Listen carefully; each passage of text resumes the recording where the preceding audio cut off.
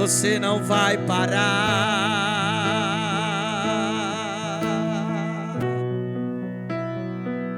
Não abandone o barco, pois a ordem é chegar do outro lado e você vai chegar. Não abandone, não abandone o barco, pois esse teu deserto vai ser vida e testemunho para levantar o quê? Alguém de novo. Você vai restaurar alguém. Meu microfone só aqui no retorno. E vai ressuscitar os sonhos de alguém de novo. Se você pode, cante você. Você não vai parar. Você não vai parar, pois a ordem é chegar do outro lado e você vai chegar.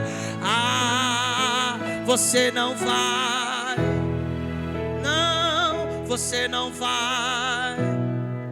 Olha o que ele está dizendo. Sou Jesus, o teu amigo, e já dei ordem para acalmar o mar. Você não vai parar.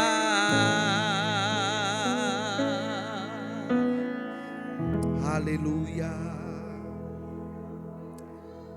Bem, vamos pensar um pouco sobre esse texto. Uma mensagem rápida. Capítulo 8 começa nos falando algo muito interessante. Jesus está descendo.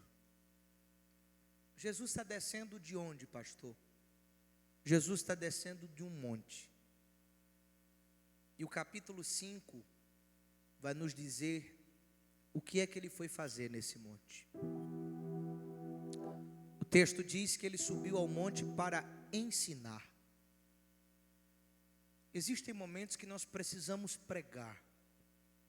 Outros momentos nós precisamos ensinar. Ensinar é ter paciência. Jesus está ensinando aquela multidão. Há quem diga que o capítulo 5, que é o famoso Sermão do Monte, é a pregação mais poderosa que Jesus já havia pregado. O tema da mensagem dele é muito forte. Ele está pregando sobre felicidade. Quem não quer ser feliz? Nós vivemos um tempo onde as pessoas vivem correndo atrás da felicidade. E Jesus fala o segredo da felicidade. Quando ele começa no capítulo 5 dizendo bem-aventurado, eu não sei se você sabe o significado dessa palavra bem-aventurado. Acende as luzes aí, algum obreiro, que eu estou vendo o povo vai dormir hoje, que eu estou bem calmo assim. Eu estou entrando numa nova fase da minha vida, gritando menos, falando mais assim. É bom porque a gente aprende mais. A maturidade vai chegando, a gente vai, fazendo isso. Isso, deixa eu olhar para o povo assim tá melhor. Olhando, estou vendo eles. Bem, quando Jesus diz bem-aventurado, algo que nós precisamos entender, que bem-aventurado é mais do que feliz. Toda vez que uma pessoa perguntar para você, se é feliz, diga para ela, eu sou bem-aventurado. Deixa ela pensar. Mas o que é bem-aventurado? Bem-aventurado é mais do que feliz. Eu sou mais do que feliz, por isso eu sou bem-aventurado. Bem-aventurado que? Aí ele vai quebrar tudo aquilo que a gente aprendeu sobre felicidade. Ele começa no capítulo 5, se você puder voltar um pouco aí. Ele começa dizendo, bem-aventurados pobres. Irmão, pobre é feliz? A gente aprendeu tudo o contrário. Ele está dizendo, bem-aventurados pobres em espírito, porque deles é o reino dos céus.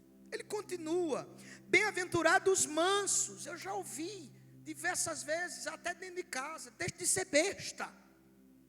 Bem-aventurado os que choram. Mas na minha cabeça a felicidade é quando eu estou sorrindo, não é quando eu estou chorando. O que eu estou querendo te dizer? Ele quebra toda a nossa lógica humana. tudo aquilo que a gente entende de felicidade. Ele está dizendo, essa aí não é a verdadeira felicidade. É uma felicidade que o homem tenta vender e que não existe. Por isso que às vezes a gente fica olhando para alguém que a gente pensa que é feliz, quando na verdade a pessoa está vendendo uma ilusão. Diz que um dia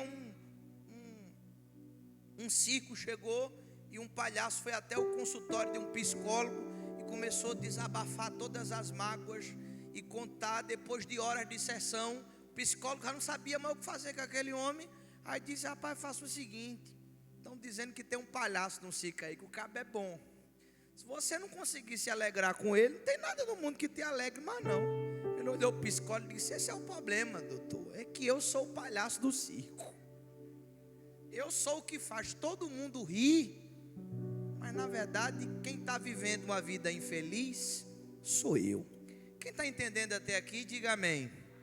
E quando Jesus está pregando no monte para uma multidão, e aí ele não fala só sobre felicidade, ele fala que o crente é a luz do mundo, ele fala que nós somos o sal da terra, ele fala sobre diversos assuntos, casamento, divórcio, ele fala sobre o caminho estreito, ele fala sobre o caminho largo, ele fala sobre a casa alicerçada na rocha, a casa alicerçada na areia, muitos assuntos.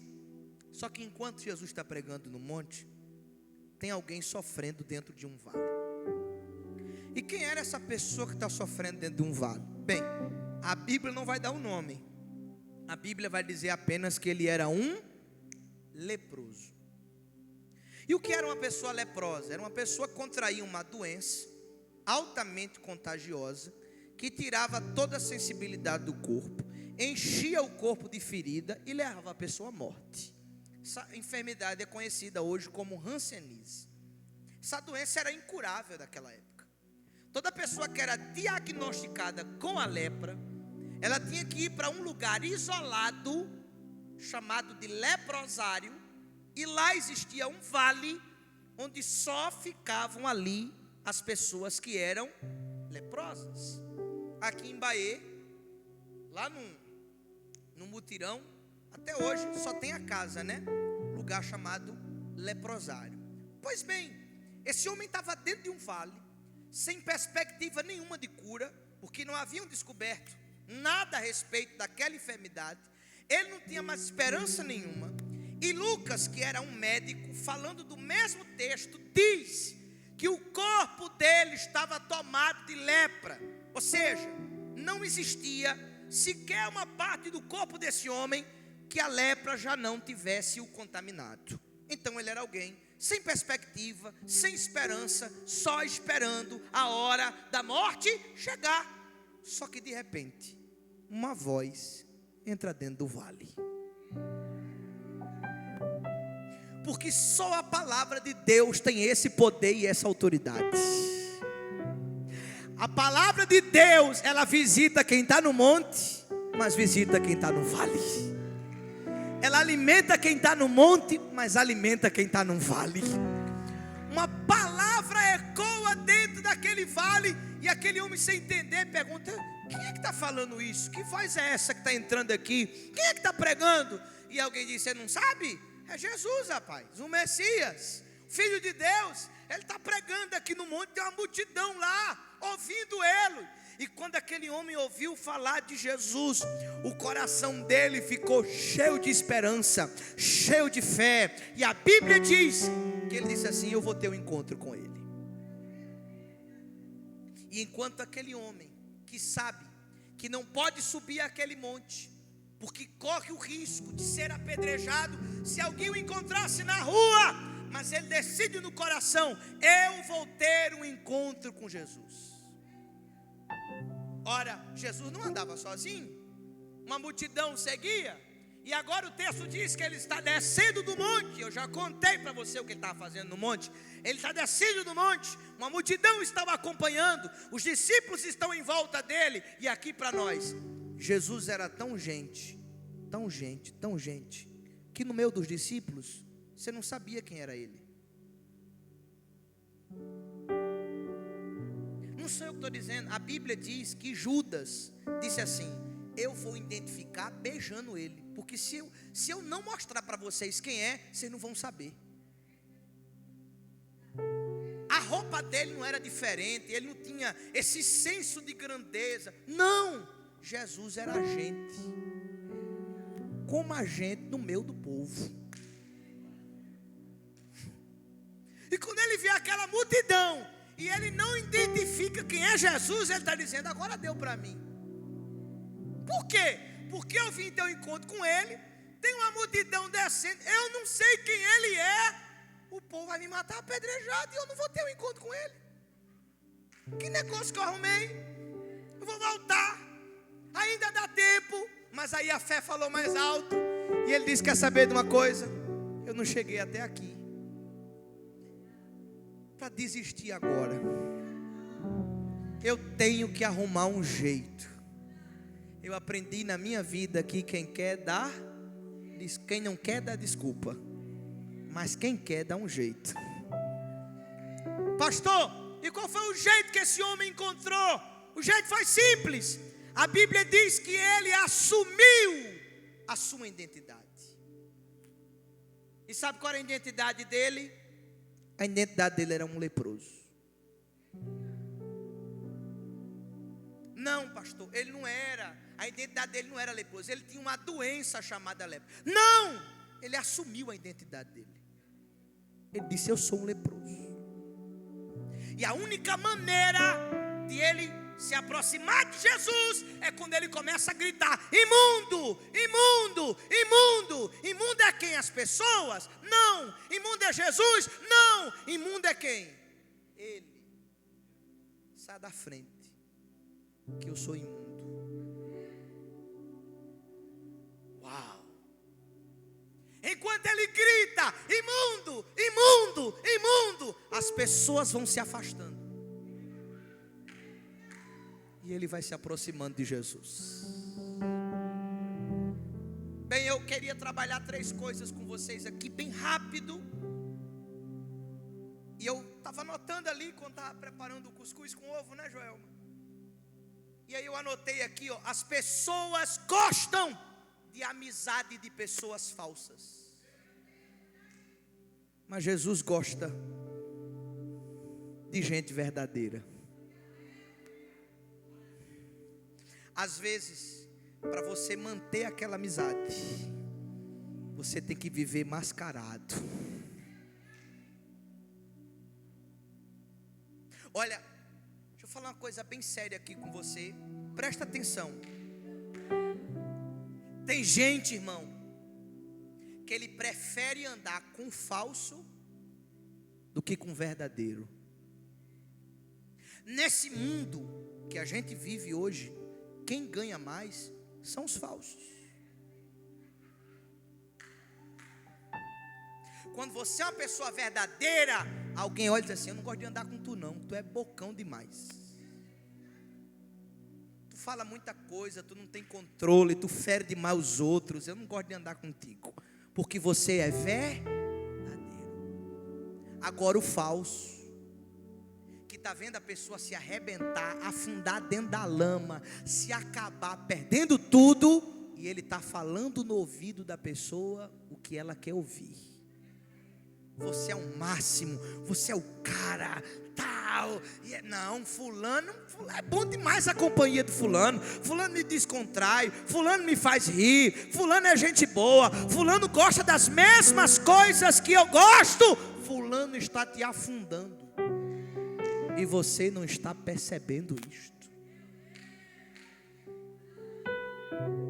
As pessoas gostam de andar com os falsos, mas com Jesus eu aprendo que eu me aproximo dele quando eu aprendo a ser uma pessoa verdadeira. Quando esse homem grita: imundo, imundo, imundo, ele está assumindo quem ele é. E o texto diz que ele chega para Jesus e diz: eu sou leproso. Eu sou um leproso. Quantas pessoas que vivem mentindo. E esse homem podia mentir. Ele poderia chegar para Jesus e dizer assim: ó, eu estou quase bem, Ou dizer, essa doença minha não é tão grave assim. Ou dizer, já está passando. Mas ele assume. Ele está dizendo, não vai passar. O negócio é feio, é grave. Eu sou um leproso. Você está querendo pregar o que, pastor? Eu estou querendo dizer hoje para você que às vezes o milagre só acontece quando eu paro de mentir e assumo o que está acontecendo de verdade. Não tem como dar jeitinho. Não tem como viver enganando, mentindo. Não está bem, você não está bem. Não vai ficar bem, não vai ficar bem, porque não tem mudança em você. Você está se enganando e enganando quem está em volta de você. Contando uma história que é uma mentira, e você contou tanto essa mentira que até você está acreditando na mentira que você contou. E às vezes alguém vai, quebra a cara, acha que vai ter uma mudança, mas como vai ter uma mudança se você não assume? Eu estou doente, eu preciso de ajuda, me ajude. Não dá para viver nessa falsidade que você vive. De mostrar para todo mundo, eu estou bem, está tudo em paz, meu casamento está bem, minha vida espiritual está bem, minha vida financeira está bem. Você está vendendo uma mentira. Não tem como eu ser curado se eu não assumir a minha identidade. Ai, pastor, mas se eu assumir e mostrar.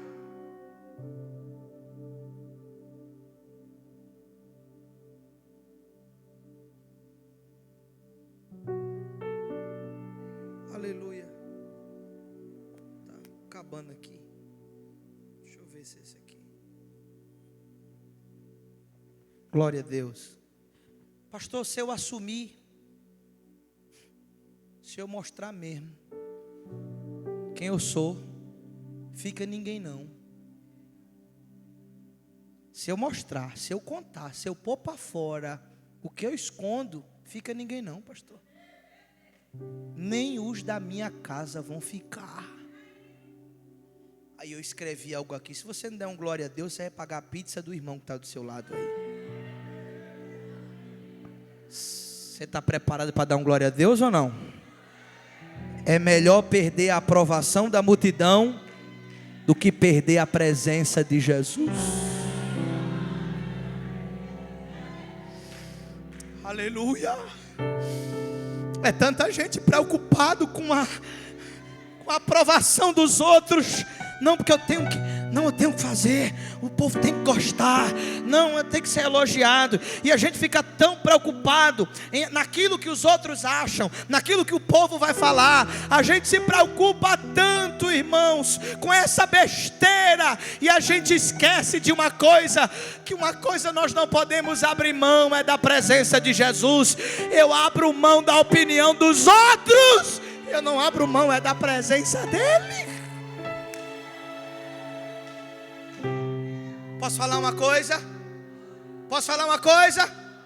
Tem muita gente que diante dos homens é um santo, mas Deus olha e diz: eu não te conheço, porque você é bom de performance, você é bom de teatro, você sabe muito bem a maneira de mostrar para as pessoas uma coisa, aleluia, mas diante de mim eu não vejo isso. Deixa eu te contar uma coisa, irmão, se tem um lugar que nós temos que aparecer, é na presença de Deus. A Bíblia diz que Marta chegou e disse: Jesus, despede Maria, para que me ajude na cozinha, a comida não vai sair. Jesus olhou e disse: Marta, Marta, andas ansiosa e preocupada, estás se preocupando tanto com a performance, estás se preocupando tanto com a estrutura, que tu esqueceu do principal. Maria escolheu a melhor parte, e a melhor parte não é se apresentar, nem dar um show. A melhor parte é se lançar aos meus pés e me buscar. Aleluia. É melhor perder a aprovação da multidão do que perder a presença de Jesus. Aquele homem assume: eu sou leproso, sou um leproso. Aí o texto diz que ele olha para Jesus. Olha que coisa linda, eu já vou terminar. Olha que coisa linda. O texto diz que ele chega, se prostra e adora. Adora. Ele está doente? Tá. Cheio de lepra? Tá. Mas é melhor tá cheio de lepra aqui adorando do que tá pulando o carnaval. Às vezes, irmão, a gente fica olhando para os outros e a gente fala tanto dos erros dos outros, mas é melhor ele aqui adorando o leproso do que a gente abrir mão dele e ele está lá fora. Quanta gente que a gente jogou para fora, quantas pessoas que nós jogamos do lixo porque nós não tivemos. A gente fala tanto de amor, fala tanto de perdão, fala de tanta coisa, mas não temos paciência de esperar Deus tratar. E quando a gente vê esse povo adorando, sabe o que a gente faz? A gente fica julgando. Mentiroso, sem vergonha. Fica lá com a mão levantada, cantando um falso. Mas é melhor um falso adorando do que você que devia adorar e está julgando, apontando um dedo. O texto diz que ele chega diante de Jesus e adora. E enquanto ele está adorando, ele fala para Jesus uma coisa que me chama a atenção. Ele abre a boca e diz assim: se tu quiseres, tu pode me limpar.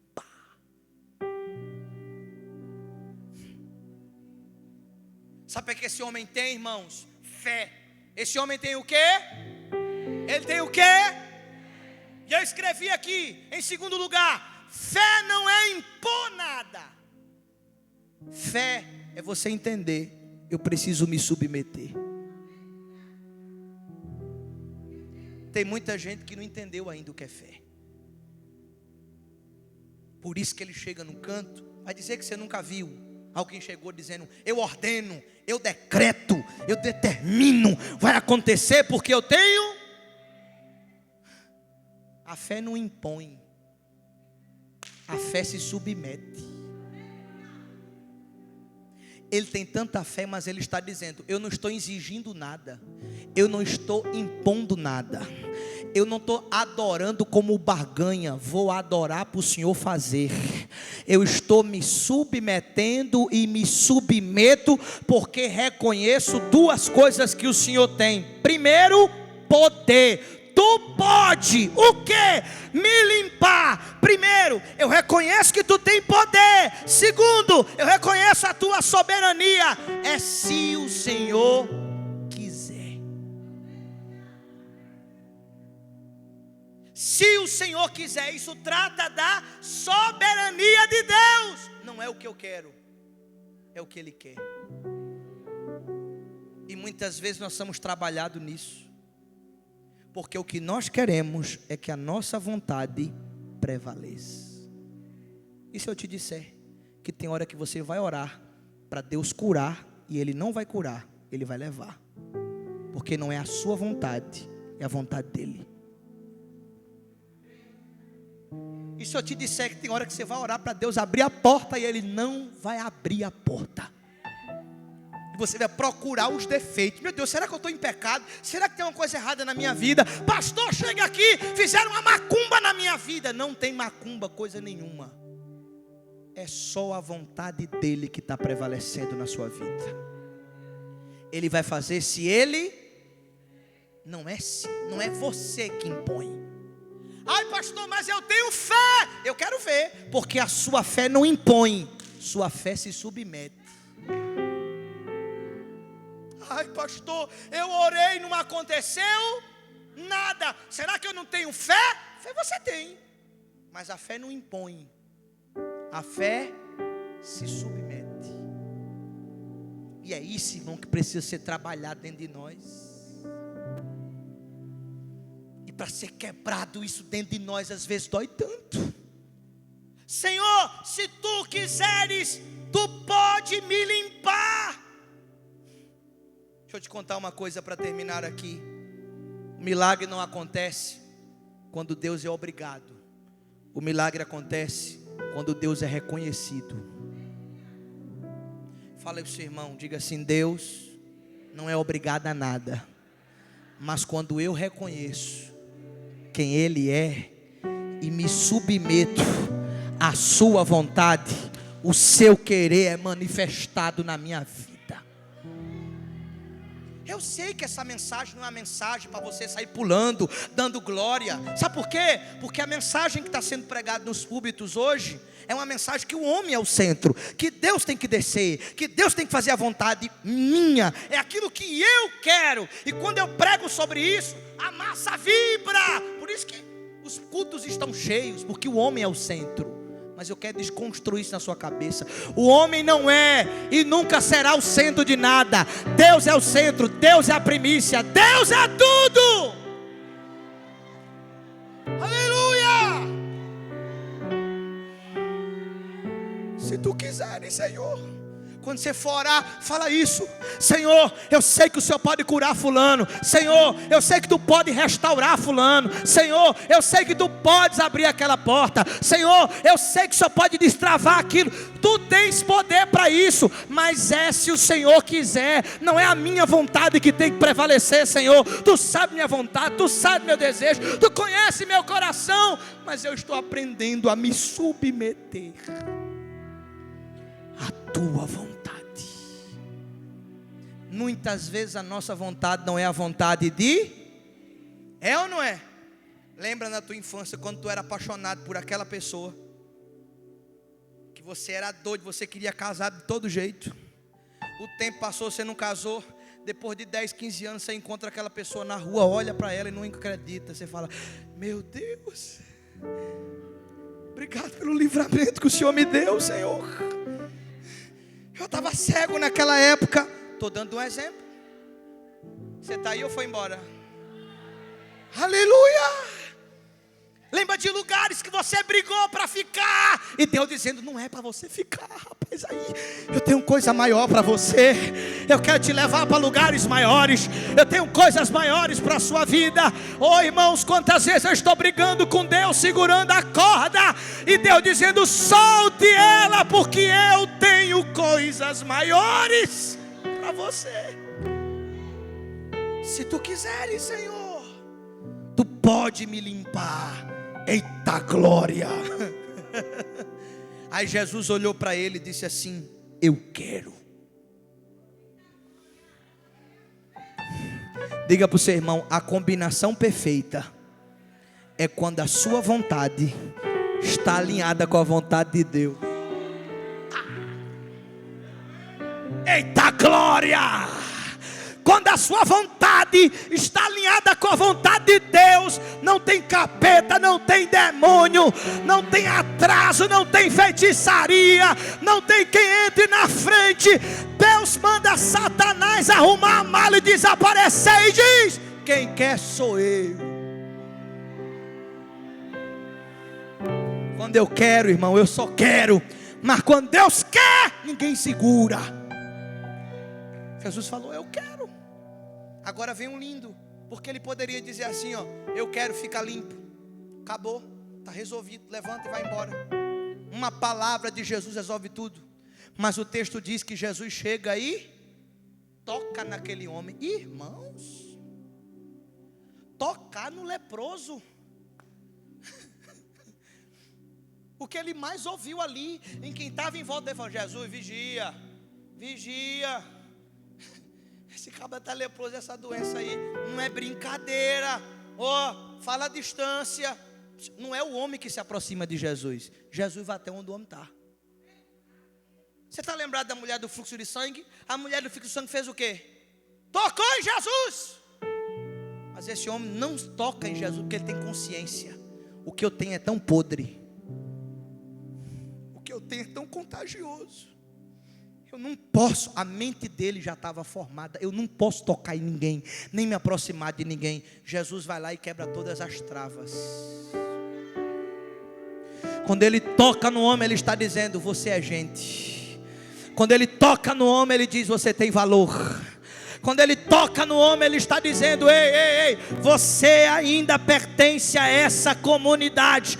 Eita glória! Jesus toca e diz assim: eu quero, seja limpo agora. Eu tenho 2 palavras e encerro. Tem coisa que Jesus vai resolver falando, mas tem coisa que ele vai tocar. Hoje uma palavra dele é capaz de resolver tudo, mas ele está dizendo: eu quero tocar. E por quê? Quando eu toco, é quebrado, aleluia, as amarras, é quebrado toda a ideologia do inferno. Quando eu toco, eu restauro o que precisa ser restaurado. E quando eu toco, o valor volta para quem precisa ser valorizado. Ele vai tocar. Encerrando para a gente orar. Já ouvimos Deus demais. Aí Jesus olha para o homem que agora está restaurado, que agora está curado, que a pele dele está igual criança. Aí ele dá uma ordem assim: olha para mim para a gente encerrar. Ele olha para o homem e diz assim: vai e mostra-te ao sacerdote. Como é, Jesus? Vai e mostra-te ao sacerdote. Mas o sacerdote não me curou. Quem me curou foi o Senhor. Para que eu preciso ir ao sacerdote? Jesus falou: vai dar testemunho do que eu fiz. Você está preparado para receber essa palavra ou não? Olha aqui para mim, para me encerrar. Quem te curou sou eu, mas quem vai validar a cura é Ele. Não entendi, pastor. Você vai entender agora. Quando Jesus diz para ele: eu te curei, mas você tem que ir ao sacerdote. Ele está dizendo: quem te curou fui eu, mas quem valida é o sacerdote. Tem uma levada hoje por aí de um monte de gente que leu 3 versículos da Bíblia no YouTube, ouvido, que nem pegar para ler eu teve coragem, e fala assim: eu não preciso de igreja, eu não preciso de sacerdote, eu não preciso de pastor, eu não preciso de mentor, eu não preciso de nada. Eu abro a minha boca e eu falo com Deus. Jesus vem e diz assim: procure o sacerdote. Está curado, está limpo, está transformado, mas procure o sacerdote. Por que, pastor, que Jesus está mandando procurar o sacerdote? Porque tem coisa que você conta para todo mundo, mas nunca procurou o sacerdote para contar. Ai, pastor, mas o sacerdote não vai resolver meu problema. Eu sei que ele não tem poder para resolver meu problema. Jesus também sabe que ele não tem poder para resolver, mas ele é quem valida, ele é quem ora, ele é quem libera uma palavra. Lembra de Eli, quando olhou para Ana e falou assim: você está embriagada? Ana poderia revoltada sair da igreja e dizer: nunca mais eu congrego aqui. Mas ela olha para Eli e diz assim: eu não estou embriagada, eu sou uma mulher angustiada de espírito. Ele levantou a mão e disse: vai em paz, que o Senhor conceda a tua petição. 1 ano depois, olha Ana no altar com Samuel na mão. Deixa eu te contar uma coisa: tem coisa que o sacerdote abre a boca na terra e Deus confirma no céu. Procurou todo mundo, cara, mas não contou nada para o sacerdote. Você lembra do que foi a primeira frase que eu falei aqui antes de começar a pregar? Onde você entrou pedindo, vai voltar agradecendo. Eu termino com essa frase: onde você entrou pedindo, vai voltar agradecendo. Jesus está dizendo: vai, procura o sacerdote, não vai de mão vazia não. Pega uma oferta, chega para ele e diz: eu tenho um testemunho para contar. E diante do altar, oferece a tua oferta de gratidão. Sabe por quê? Eu não gosto de ingrato. Eu não gosto de pessoas que não reconhecem o que eu fiz na vida. No lugar que tu entrou doente, leproso e sem vida, volta agradecendo e dizendo: eu tenho um testemunho para contar. Ai, ai, ai, meus irmãos. Quando aquele homem apontou, o sacerdote olhou e não reconheceu. Rapaz, é você. Ele falou: é. Veio fazer o que aqui? Agradecer. Sabe por quê? Porque há anos atrás eu entrei por essa porta como um doente, desenganado por todo mundo. Mas hoje eu estou voltando no mesmo lugar, na mesma porta, com testemunho na boca de gratidão para contar. O que foi? Ô sacerdote, deixa eu contar o que Jesus fez na minha vida. Deixa eu contar o milagre que Ele operou na minha vida. Eu termino dizendo essa palavra debaixo da autoridade do nome de Jesus. Testemunho é dizendo para Deus e para os homens: eu não sou ingrato, eu reconheço o que Ele fez, por isso eu tenho que contar. Termino dizendo: quantas vezes nós recebemos o milagre de Deus, sabe o que a gente faz? Cala a boca. Só diz obrigado, Jesus. Dê testemunho mesmo, rapaz. Conta mesmo. Deus já fez muita coisa na tua vida que você não agradeceu. Você não contou. Você não deu testemunho. Ai, pastor, que eu tenho vergonha. Subir aí em cima, pegar o microfone para contar. Subo nunca. Manda um papel. Escreve a história. Conta o testemunho num papel. Mas não deixa de agradecer. Depois, quando for falado, fica de pé e fala: foi Jesus que fez esse milagre na minha vida. É a última vez que eu estou mandando. Olha para o seu irmão, diga: esse ano é o ano de você contar as bênçãos e os milagres. Diga assim: me aguenta. Se deixar, vai ser toda semana. Ou eu subo, ou o papel vai subir. Mas eu vou aprender a agradecer o que Deus vai fazer na minha vida.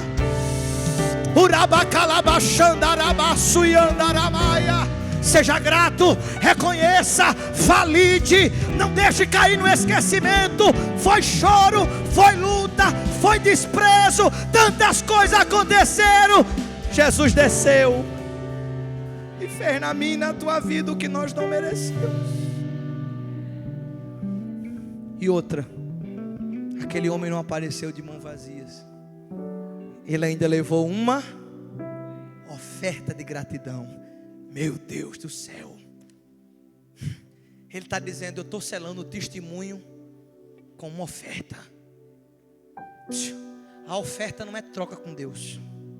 Não é dizendo: o Senhor fez e eu estou pagando o milagre. Milagre não se paga.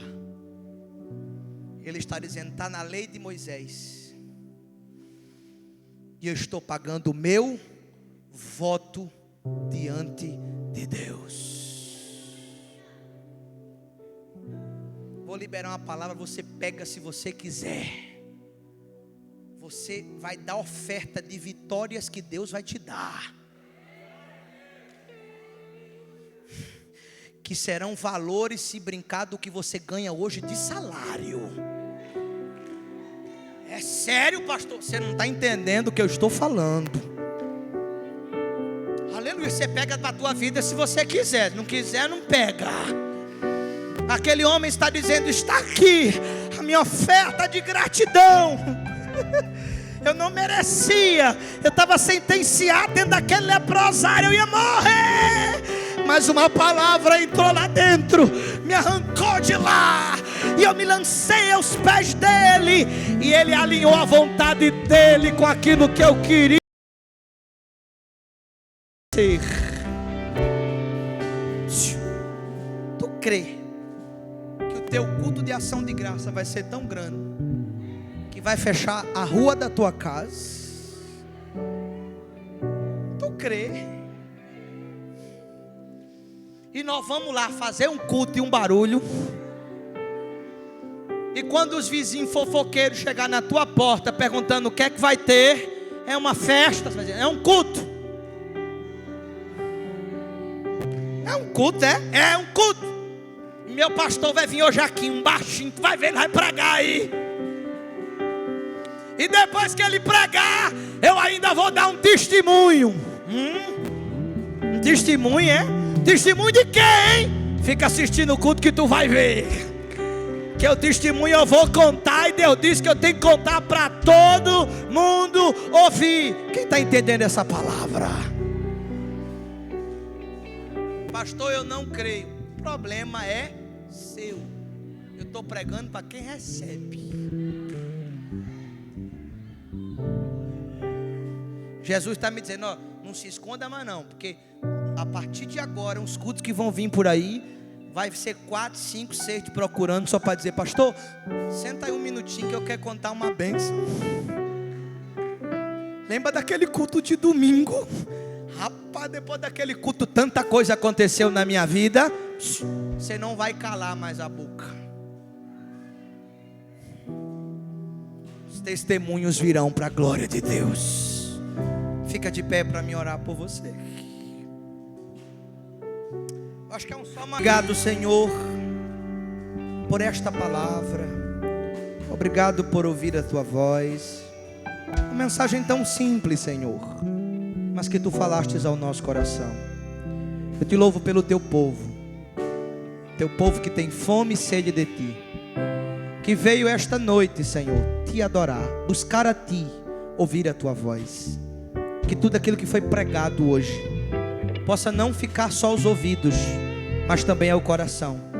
Que coisas maiores possam acontecer depois de hoje. Eu creio nos testemunhos.